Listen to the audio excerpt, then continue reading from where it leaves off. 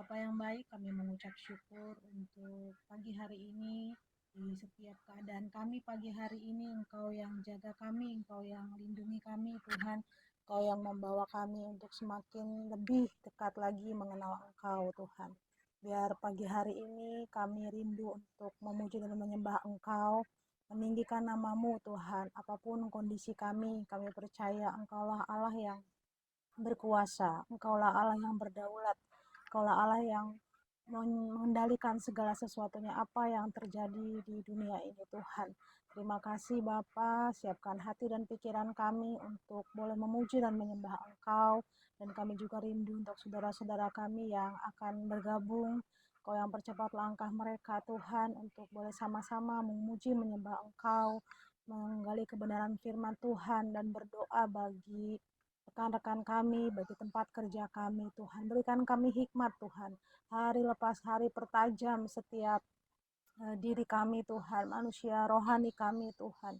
Supaya kami tidak terhilang, supaya kami tidak terlena untuk atas setiap keadaan dunia ini, Tuhan. Terima kasih Bapa yang baik. Kami mau mulai doa kami, Tuhan, sertai dari awal, tengah, hingga akhirnya.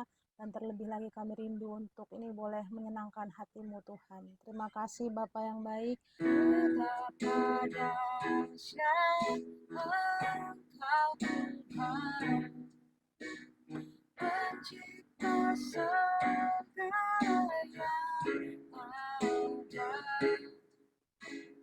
Tulus dan sampai selamanya. Hanya Engkau, Tuhan, tak terselang di pikiranku, tak terukur panjang setiamu. Tulus dan sampai selamanya. Hanya Engkau, Tuhan.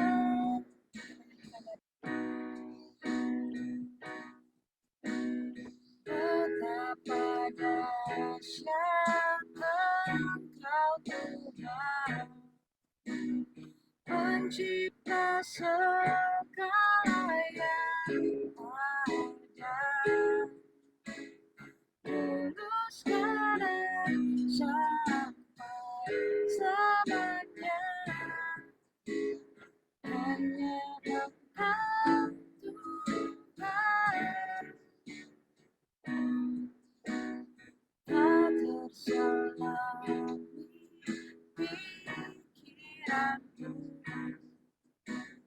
tak terukur panjang setiamu.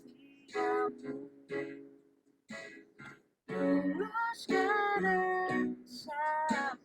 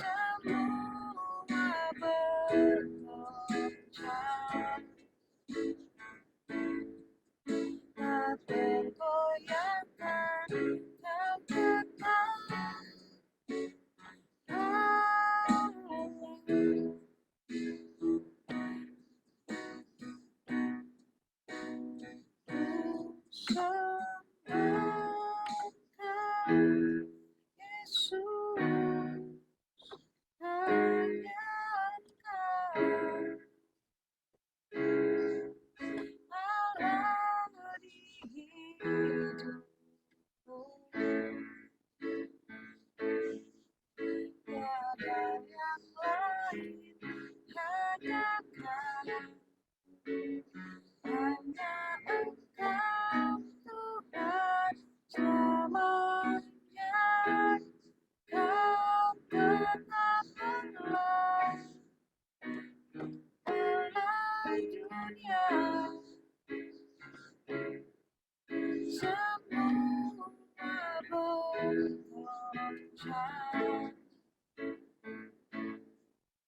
Hati goyahkan, kau tetap Allah,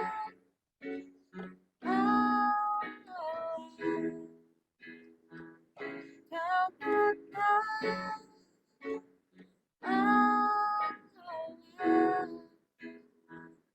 kau tetap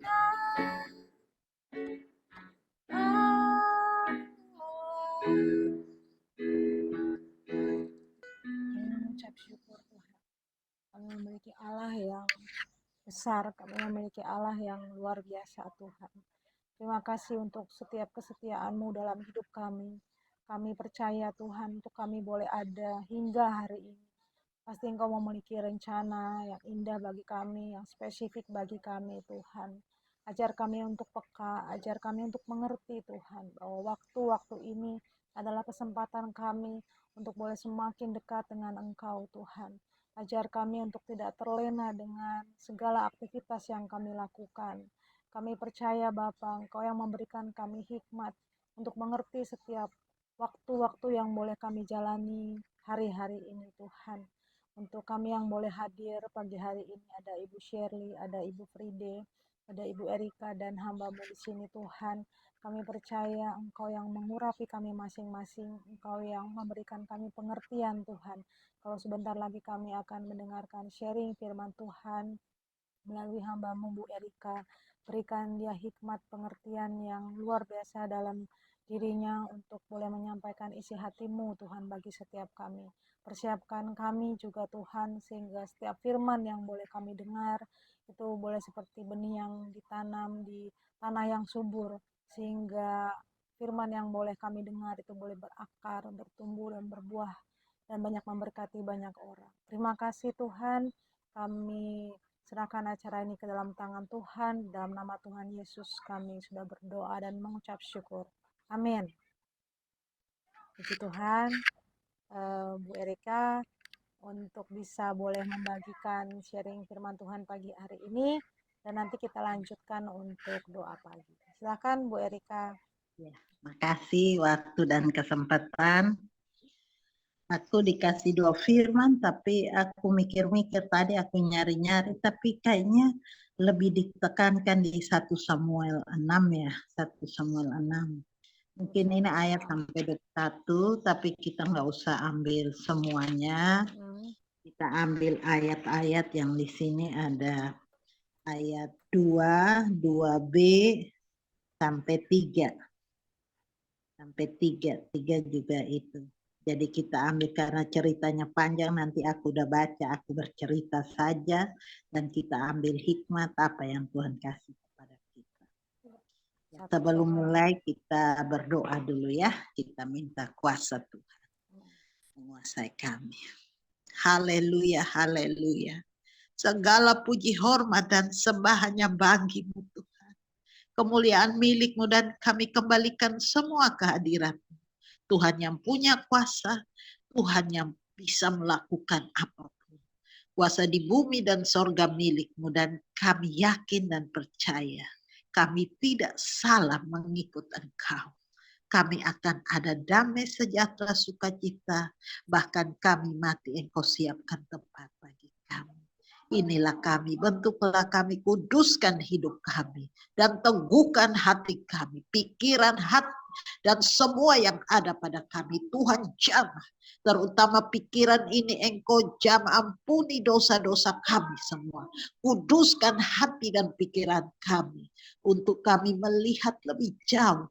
Ada Tuhan Yesus yang di depan kami, yang selalu menawarkan hal-hal yang baik. Teguhkan hati kami, tenangkan hati dan pikiran untuk mengikut dan melihat Tuhan, sehingga kami tidak jatuh dalam dunia yang penuh dosa.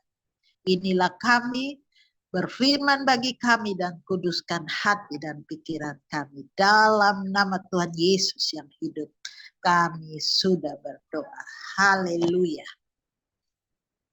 Nah, tentu aku baca dari 1 aja dulu ya, sampai 3 ya, 3. Ini firman-Nya. Tabut dikembalikan kepada orang Israel. Aku baca dari 1 dulu ya. Setelah 7 bulan lamanya tabut Tuhan itu ada di daerah orang Filistin. Maka orang Filistin itu memanggil para imam dan para petenung. Lalu mereka berkata kepada mereka. Nah, ini yang intinya ini. Apakah yang harus kami lakukan dengan tabut Tuhan itu? Beritahukanlah kepada kami. Bagaimana kami harus mengantar kembali ke tempatnya. Lalu kata mereka, ini orang-orang pintar menurut mereka ya. Apabila kamu mengantar tabut Allah Israel itu, maka janganlah dengan tangan hampa, melainkan haruslah kamu membayar tebusan salah kepadanya, maka kamu akan menjadi sembuh dan kamu akan mengetahui mengapa tangannya tidak undur daripadamu.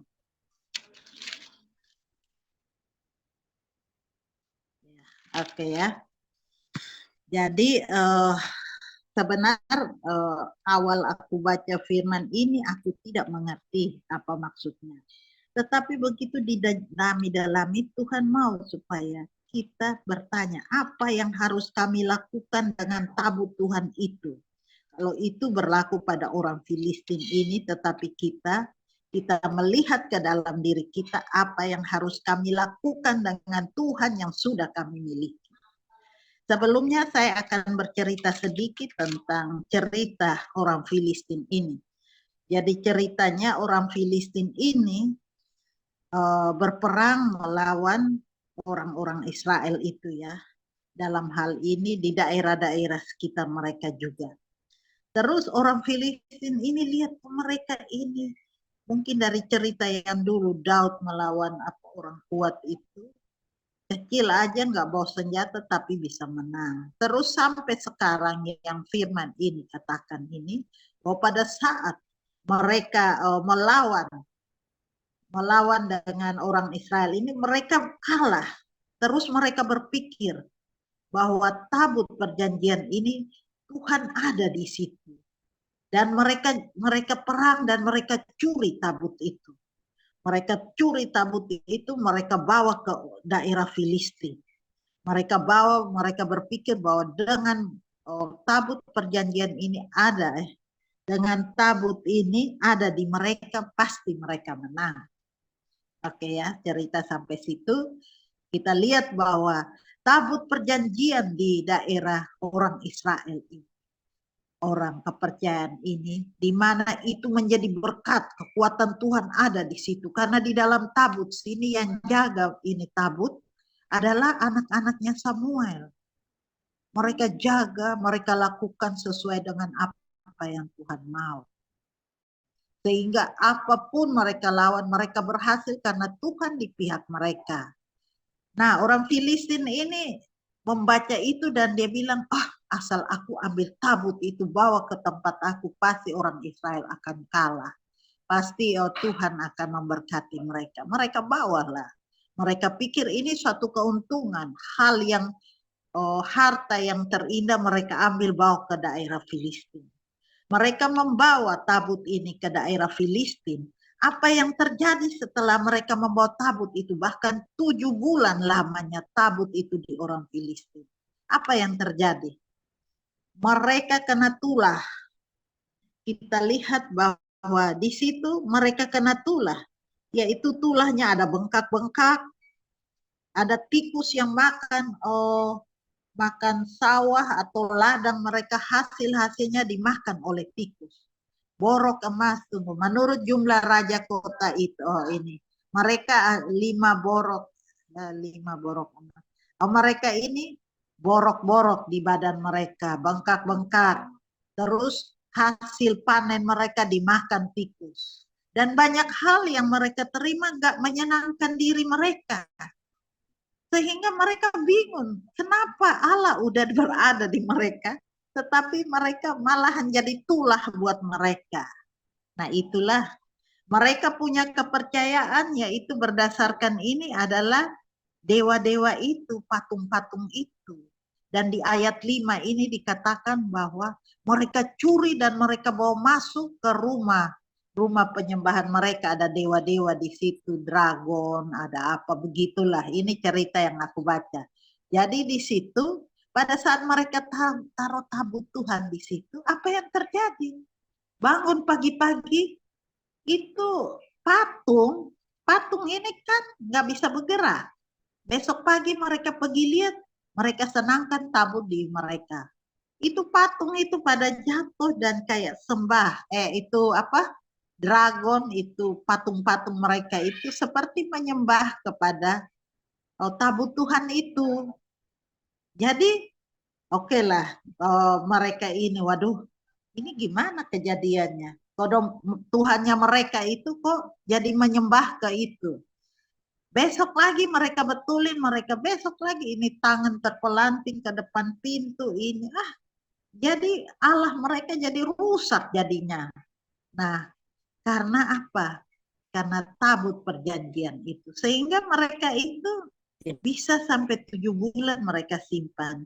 Dan itu membuat mereka tidak tahan dengan bukan berkat yang mereka dapat, tetapi yang mereka dapat yaitu penyakit, segala pokoknya yang tidak bagus, segala hasil panen mereka dimakan oleh tikus dan semua, sehingga ini mengancam hidup mereka. Sehingga mereka jadi bingung, akhirnya mereka panggil. Mereka punya kan, mereka itu percaya kepada patung-patung ala-ala mereka ya. Mereka panggil orang-orang mereka petenun, mereka anggap orang-orang para imam-imam mereka, mereka panggil. Dan mereka tanya, nah ini yang kita pegang ini. Apakah, ayat 2b, apakah yang harus kami lakukan dengan tabut Tuhan ini? Beritahukanlah kepada kami bagaimana kami harus mengantarnya kembali ke tempat. Jadi mereka tidak mau lagi tabut ini. Padahal mereka mencuri tabut ini supaya Tuhan membantu mereka. Tahu-tahu yang mereka terima malahan yang tidak baik. Sehingga mereka mau kembalikan. Mereka tahan sampai 7 bulan. Nah, terus mereka kembalikan, si itu bilang bahwa kalau kamu mau kembalikan, kamu kan salah nih. Kamu telah mencuri tabut itu, kamu bawa ke sini, kamu salah. Kamu minta ampun atas semua, kamu buat. Di situ ada 5 suku ya, atau 5 daerah, atau ada 5 raja di daerah Filistin itu. Dan apa yang harus kamu lakukan? Kamu siapkan tikus emas 5. Tikus yang makan-makan itu tuh siapkan tikus emas. Terus apa sih gambar-gambar borok, apa yang menjadi masalah dalam diri mereka, mereka mengalami segala penderitaan dengan borok, mungkin gatal, mungkin apa dalam diri mereka, mereka bikin gambar itu semua. Terus apa yang pertabut ini kan harus diantar kembali, bagaimana? Mereka ambil dua apa dua domba ya atau apa tuh yang menyusui ya, yang domba yang bagus-bagus mereka, tapi anaknya mereka bawa kembali.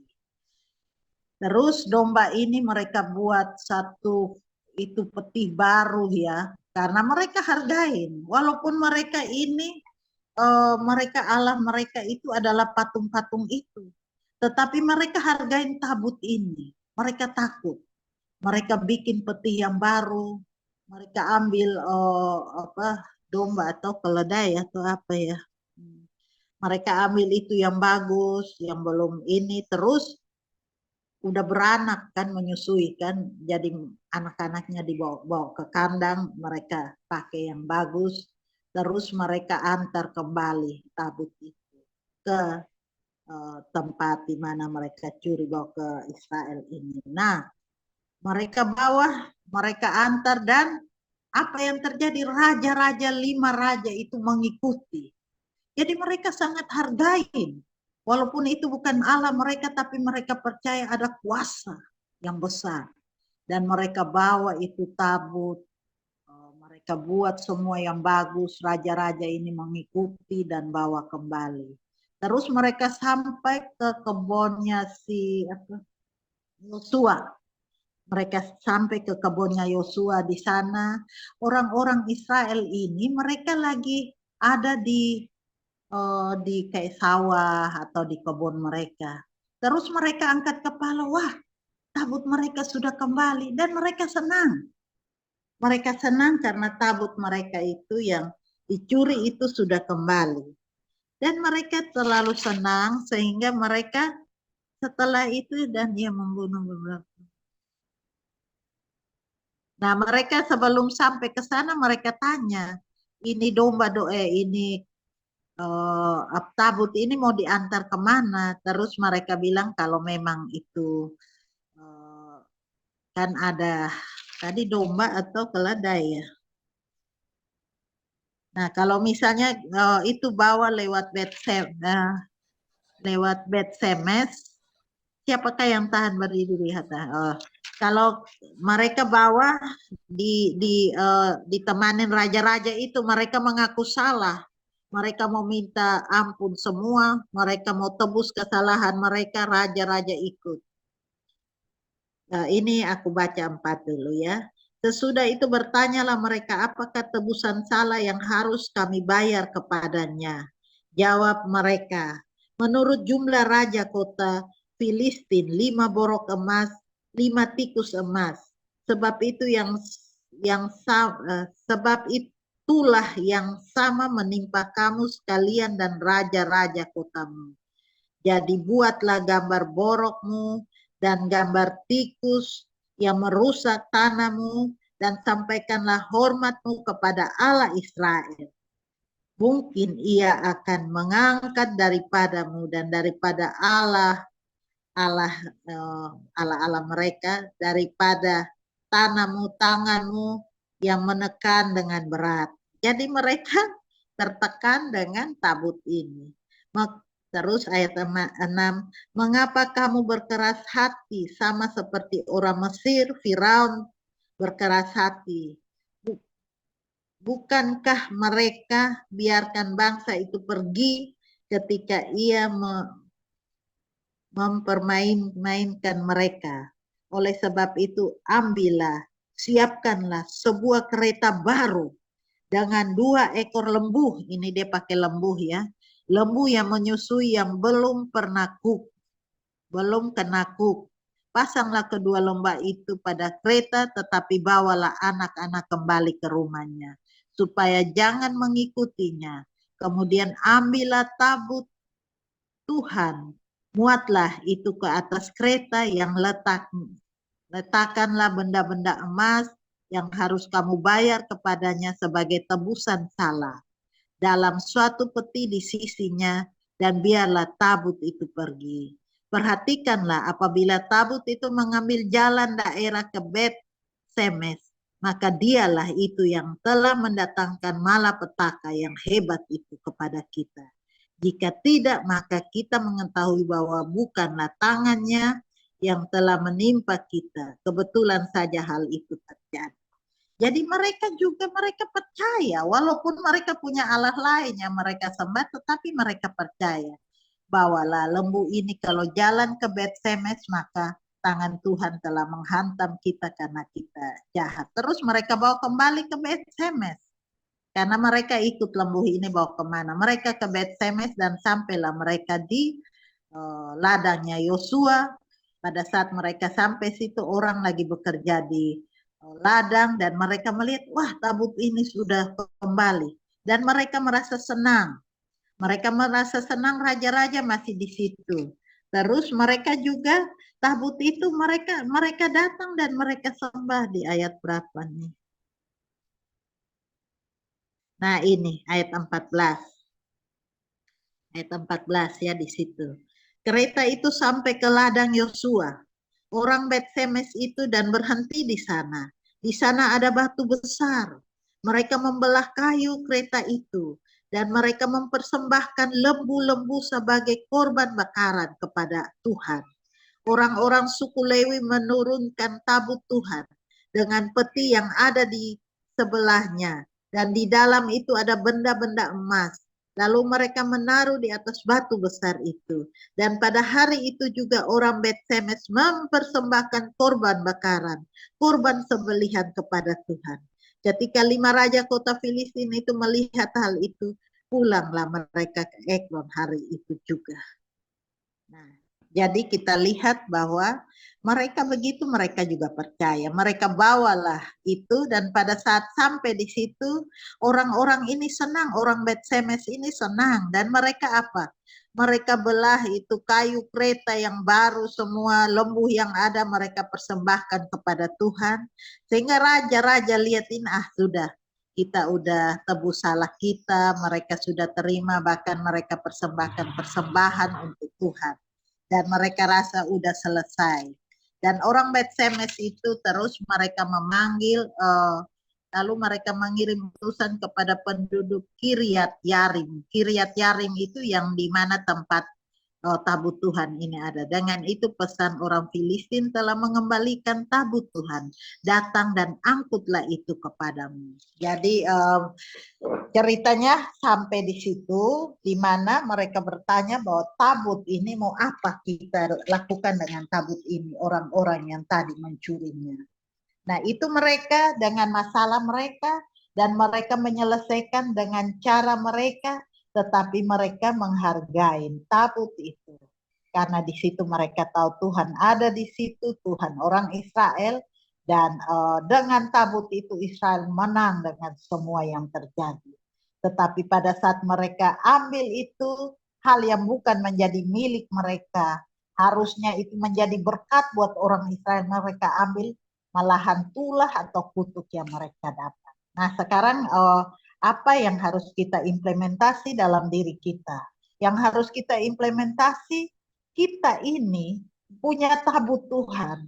Kita ini punya hati yang kita udah isi dengan Tuhan Yesus. Tuhan katakan, aku adalah jalan kebenaran dan hidup. Tidak ada seorang pun sampai kepada Bapa jika tidak melalui aku. Dan Tuhan Yesus telah menyelamatkan kita. Kita harusnya mati, tetapi dia mati untuk menebus kita. Sehingga kita hidup dan mendapatkan sorga yang kekal. Kita sudah memiliki sesuatu dalam hati Tuhan. Kita sudah beriman bahwa Tuhan Yesus adalah Tuhan Allah yang hidup. Karena firman katakan, pada mula adalah firman bersama dengan Allah, dan firman itu adalah Allah. Berarti firman kebenaran ini adalah Allah sendiri. Kita pegang firman-Nya, kita lakukan sesuai dengan firman. Kita miliki Tuhan Yesus menyelamatkan kita, bahkan kita sudah diselamatkan. Kita ini sudah diselamatkan. Kalau kita sudah diselamatkan, apa yang harus kita lakukan? Kita teguhkan hati kita, dan kita kerja keselamatan itu. Apa yang harus kita lakukan? Tuhan katakan bahwa bukan orang yang aku berdoa terus, aku katakan Tuhan, Tuhan. Sepanjang hari aku ada di hadapanmu, aku ada bekerja untukmu. Tapi Tuhan katakan, bukan itu. Tuhan katakan, orang yang melakukan firman kebenaran. Yang melakukan firman itu Allah sendiri loh. Jadi kita lakukan sesuai dengan firman kebenaran. Kita bertanya pada diri kita. Kalau orang-orang Filistin tanya, mau apa kita lakukan dengan tabut ini? Orang-orang yang tidak mengenal Tuhan, mereka katakan, bawa tabut ini dan kasih persembahan dan korban tebus salah. Nah, kalau kita sudah memiliki Tuhan dalam hati, apa yang kita lakukan? Kita tanya, apa yang harus saya lakukan buat Tuhan? Apa? Apakah kita masak, makan, minum? Itu mah biasa buat keluarga kita. Tapi apa yang kita lakukan bukan karena kita kerja itu. Apa yang kita lakukan buat Tuhan? Itu harus kita pertanyakan kepada diri kita. Satu hari 24 jam. Apa yang aku lakukan? Apakah aku ada di hadirat Tuhan? Apakah aku hanya omong-omong dan omong? Tuhan katakan tenang, diam, dan berdoa. Karena badai yang dahsyat itu, pada saat Tuhan datang dan di atas air, Tuhan katakan, tenang, inilah aku, jangan takut. Kita udah dapat jaminan-jaminan itu. Tanyalah pada diri kita. 24 jam apa yang aku lakukan buat Tuhan? Apakah aku masak terus? Apakah aku jalan-jalan di mall terus? Atau apakah aku tidur? Atau apakah aku nonton TikTok? Atau apakah? Kita harus tanya kembali. Kalau masih kurang kita datang, Tuhan ampuni. Engkau telah memberikan nafas hidup bagi kami. Berikan supaya nafas hidup itu kami masih hidup, kami mengucap syukur. Apa yang harus kami lakukan, apa yang Tuhan mau dari kami, lakukanlah itu. Apa yang terjadi dalam hidup kami udah ada dalam rancangan Tuhan. Tetapi satu yang saya pegang, bahwa kita hidup dalam Tuhan. Tidak pernah susah. Pada saat kita sakit, kita tak berdaya. Kita panggil Tuhan, di situ Tuhan buka jalan keluar bagi kita. Pada saat kita tidak berdaya, kita tidak ada duit atau apapun, kita berdoa, maka Tuhan bisa kirim dari timur, barat, utara. Jadi semua bisa terjadi. Tapi kita beriman kepada Tuhan. Datanglah pagi-pagi kalau mata ini terbuka. Terima kasih Tuhan. Hari ini saya masih hidup. Saya mengucap syukur.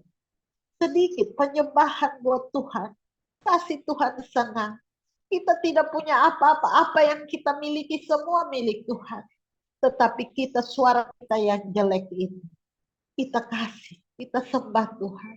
Kita tinggikan dia. Maka itu akan menyenangkan Tuhan. Lihat pada saat orang yang tidak mengenal Tuhan, dia bisa memberikan yang baru, korban tebus salah, dia berikan bagi Tuhan yang dia tidak kenal. Tetapi dia percaya itulah adalah Allah orang Israel. Dia berikan yang terbaik. Kita bertanya kepada dia, sudahkah kita berikan yang terbaik buat Tuhan? Kalau belum, bertobatlah dan datang berdoa. Banyak masalah dalam hidup kita. Makin kesini makin banyak. Dan banyak juga hamba-hamba Tuhan yang sakit. Bahkan menderita. Tapi itulah jalan menuju Tuhan, bukan jalan yang lebar tetapi sempit. Disitulah kita serahkan hidup kita. Tuhan, saya tak berdaya. Pegang tangan saya melewati semua. Jangan kita menghindar. Tetapi Tuhan di depan kita. Tuhan pegang tangan kita melewati semua. Anak dalam kesulitan, anak dengan berbagai masalah, kita doakan. Karena ada yang menciptakan dia dan itu adalah Tuhan. Kita berdoa minta Tuhan, rubah menjadi baik. Kita tidak bisa merubah. Tetapi Tuhan yang kita sembah bisa merubah semua. Jadi sekarang kita pertanyakan, kalau kita belum melakukan apa yang harus saya perbuat karena Tuhan telah ada dalam hati dan pikiran kita. Saya harus tinggikan dia. Saya muliakan dia. Bahkan hidup kita pun, kita kesulitan, kita berdoa, maka berkatnya luar biasa. Kalau kita tidak percaya, kita lakukan firman Tuhan. Kita berdoa mengucap syukur dan senantiasa ada. Dan kita sakit, kita berdoa minta Tuhan tolong. Dan apapun kesulitan, penderitaan, kesusahan, Tuhan adalah jawabannya. Jadi bertanya dan berikanlah apa yang terbaik buat Tuhan. Karena di situ hidup kita akan tetap aman-aman di dalam tangan Tuhan. Demikian firman Tuhan. Haleluya. Oh ya, amin. Terima kasih Bu Erika untuk sharing firman yang luar biasa. Kalau tadi yang saya dapat selama tadi Bu Erika sharing, ibaratnya kita adalah misalnya seorang tawanan ya, seorang tawanan yang memang kita memiliki dosa yang sangat besar dan awalnya kita di penjara, tetapi kemudian kita dibebaskan dengan satu jaminan yang luar biasa. Tetapi pertanyaannya, setelah kita keluar dari penjara itu, apakah kita kembali ke cara hidup yang lama atau kita mensyukuri untuk kebebasan kita dan kita berbalik dari jalan-jalan kita yang tidak berkenan di hadapan Tuhan. Jadi itu suatu pilihan dan kita rindu supaya kita boleh menyenangkan hati Tuhan.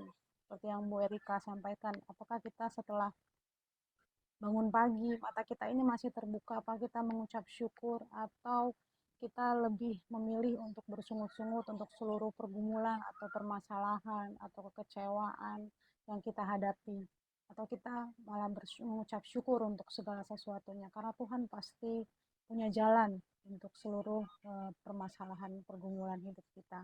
Seperti tadi yang kisah yang kita baca di 1 Samuel, Tuhan itu tidak membiarkan dirinya dipermainkan. Mungkin orang bisa berpikir, oh Tuhan kita itu Tuhan yang gampangan, tapi semua menunggu waktu Tuhan. Tuhan yang berkuasa supaya ketika kita pun mengalami masalah, kita tidak melihat orang yang misalnya orang yang tidak mengenal Tuhan, hidupnya santai-santai saja. Kita tidak melihat kepada itu, tapi bagaimana janji Tuhan itu pasti digenapi asalkan kita setia, asalkan kita menyenangkan hati Tuhan. Terima kasih Bu Erika untuk sharing firman Tuhannya. Tuhan memberkati Bu Erika, seluruh keluarga, pekerjaan, dan pelayanan Bu Erika. Nah, kita sekarang mau berdoa, tapi biasanya kan di sini ada list doa. Nanti kita doa masing-masing pribadi kita berdoa, apa yang ditaruh di dalam hatinya kita doakan. Mari kita berdoa. Bapa yang di surga, kami mengucap syukur dan berterima kasih karena pada pagi hari ini Engkau sudah mengumpulkan kami kembali. Kami telah mendengarkan firman-Mu yang dibawakan oleh hamba-Mu. Biarlah Tuhan firman itu tidak berlalu begitu saja, tetapi dapat kami pakai di dalam kehidupan kami untuk seturut memuliakan hidup-Mu. Bapa yang di surga, kami mau serahkan semua rencana kegiatan yang akan kami laksanakan hari ini. Berikan kami kekuatan, kesehatan, jauhkan dari mara bahaya, maut sekalipun. Untuk segala juga rencana dari birokris Kemenperin Tuhan, biarlah Engkau berkati pengurus, Engkau berkati Ibu Ika yang sudah membawakan firman pada pagi hari ini. Engkau mau tolong mereka semua, berikan kekuatan, kesehatan, dengarkan doa-doa yang senantiasa dipanjatkan setiap hari kepadamu. Di dalam nama Tuhan Yesus kami berdoa. Amin. Terima kasih Bu Shirley. Bapa di dalam surga, Allah yang kami sembah, terima kasih. Engkau mengajarkan kami pada saat kami bangun harus mengucap syukur karena napas ini Engkau yang tiup ke dalam manusia sehingga bisa hidup. Kami mengucap syukur kami masih hidup itu karena anugerah. Hamba doakan buat kami, baik Mbak Sirma, baik Ibu Shirley, baik Friday, baik hamba, dan teman-teman kami, May, Piur, dan semua yang suka berdoa pagi ini. Hamba doakan di dalam nama Tuhan Yesus jamah, kuatkan hati dan pikiran sehingga semua kuat. Dan Tuhan Yesus berdiri di depan kami. Kami di belakang, sehingga kami mengikuti jalan. Kami hanya bisa melihat Engkau, sehingga kami tidak jatuh dan binasa. Engkau berkati juga keluarga kami. Ibu Shirley terutama Engkau jamah. Engkau adalah kekuatan. Kalau suaminya Engkau ambil, Engkau sendiri berikan kekuatan pada dia. Dia kuat karena Tuhan Yesus ambil alih. Sebagai suami, dan kuatkan dia, teguhkan, berikan dia sehat, berikan damai sejahtera, sukacita penuhi dia dan anak-anak dia dan keluarga dia. Di dalam nama Yesus teguhkan sehingga hati dia tetap teguh.